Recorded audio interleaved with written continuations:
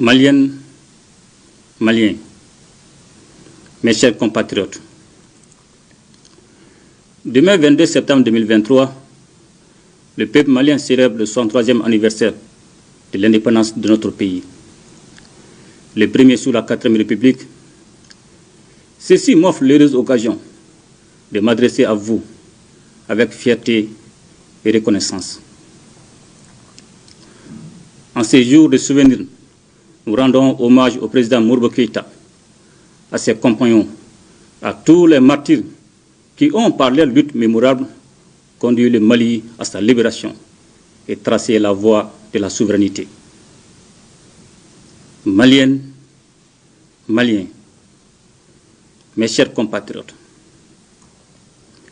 depuis la rectification de la transition et la tenue des assises nationales de la refondation, notre pays a engagé des grands chantiers de réforme, répondant ainsi aux préoccupations soulevées par le peuple dans les domaines de la sécurité, de la gouvernance de l'État, de la justice et du développement socio-économique.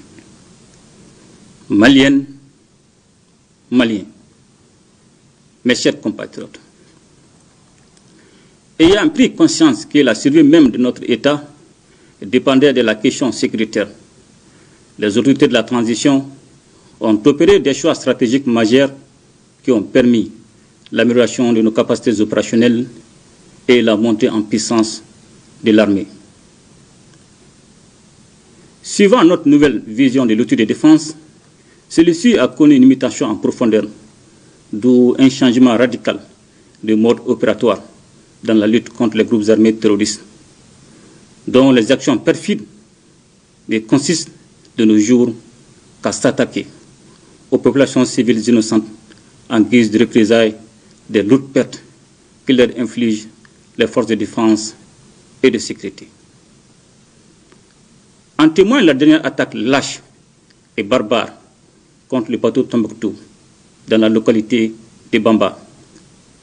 Aux familles endeuillées, je présente les condoléances de la nation et souhaite prompt rétablissement aux blessés. Les attaques ainsi dirigées contre les populations civiles, de même que celles contre les femmes, ne resteront pas impunies. À ce jour, une enquête est déjà ouverte par la justice malienne. La nouvelle politique de défense intègre les citoyens dans un système plus adapté aux conditions d'un pays faisant face à des menaces sécuritaires multiformes. C'est pourquoi le gouvernement a restauré et amélioré le service national des jeunes. Il a également pris un décret sur la réserve des forces armées et de sécurité.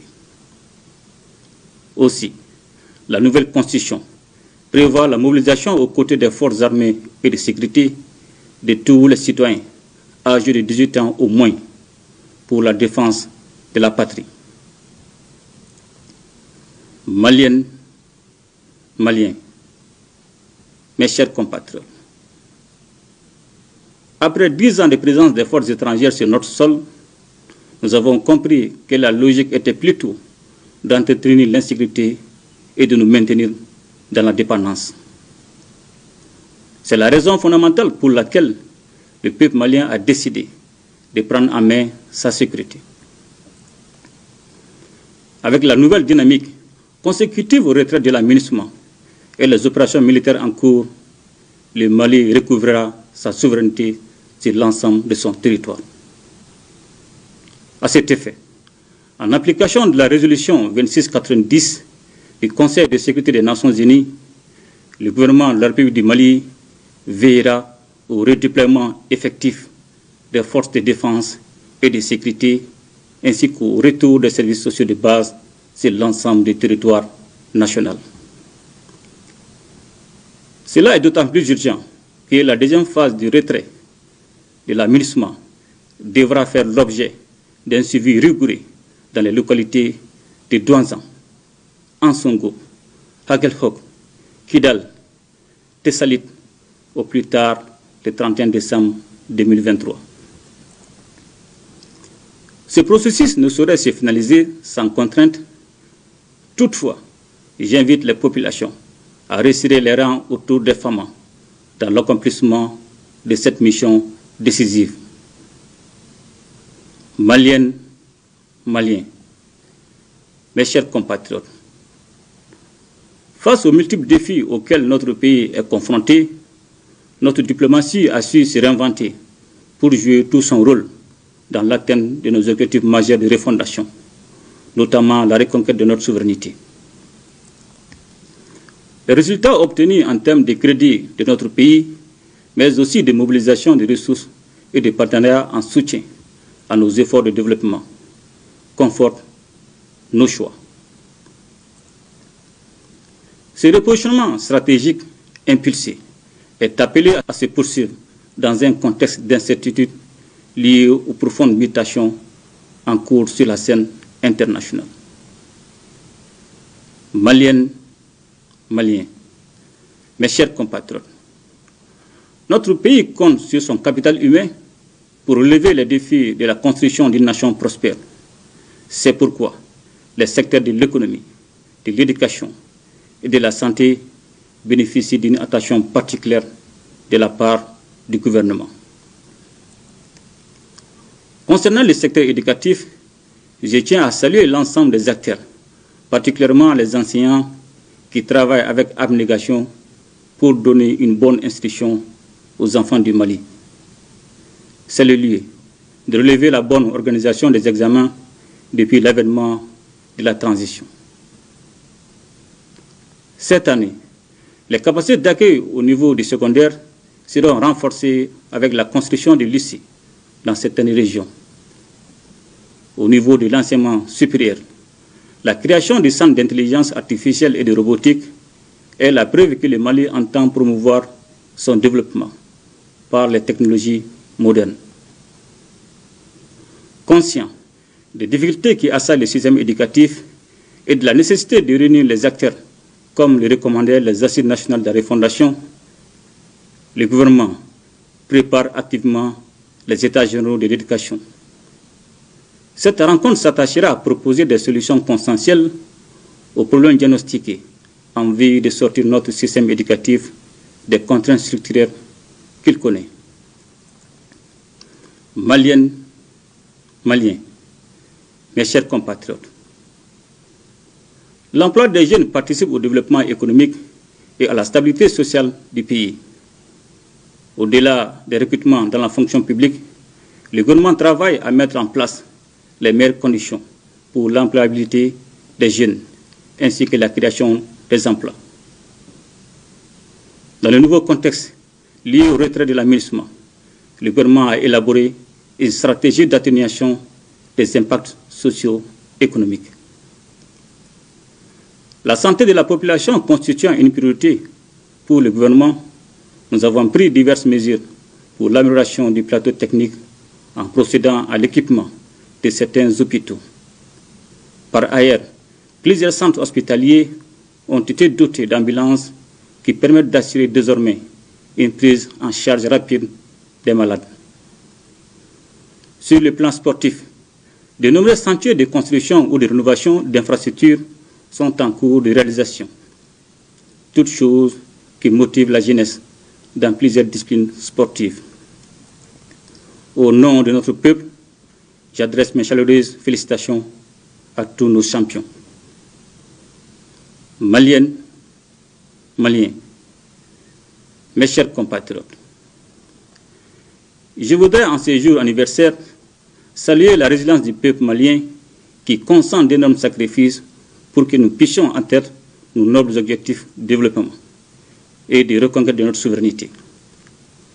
Aussi, le gouvernement est à pied d'œuvre pour résoudre les problèmes liés à l'approvisionnement de la population en denrées de première nécessité et de la fourniture des services sociaux. Je voudrais également saluer la signature du pacte de stabilité et de croissance entre le gouvernement, le patronat et les syndicats de travailleurs. La signature de ce document si important démontre le souci de l'ensemble des acteurs de mettre la stabilité de l'État au-dessus de tout et de créer un climat social apaisé, gage de développement socio-économique auquel nous aspirons tous. Maliennes, Maliens, mes chers compatriotes, le Mali vient d'adopter un nouveau code minier accompagné de la loi sur le contenu local. Avec ces deux textes, nous attendons sortir le secteur minier de sa situation actuelle d'enclave et l'intégrer à l'économie nationale. Par ce fait, notre pays canalisera les revenus qu'il est en droit d'attendre de l'exploitation minière et développer par la même occasion le tissu industriel et commercial, ainsi que les diverses infrastructures au niveau local et national. La création de la société de recherche et d'exploitation minérale, une société appartenant à l'État à 100% et qui sera chargée de faire de la recherche et de l'exploitation minière et prendre des participations dans le capital d'autres sociétés, participe de cet esprit.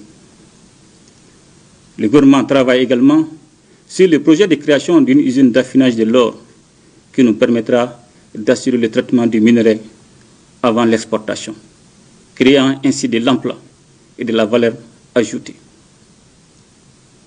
Maliennes, Maliens, mes chers compatriotes, notre ambition étant d'atteindre l'autosuffisance alimentaire ensemble du territoire national, le gouvernement a consenti d'énormes efforts en faveur du monde rural.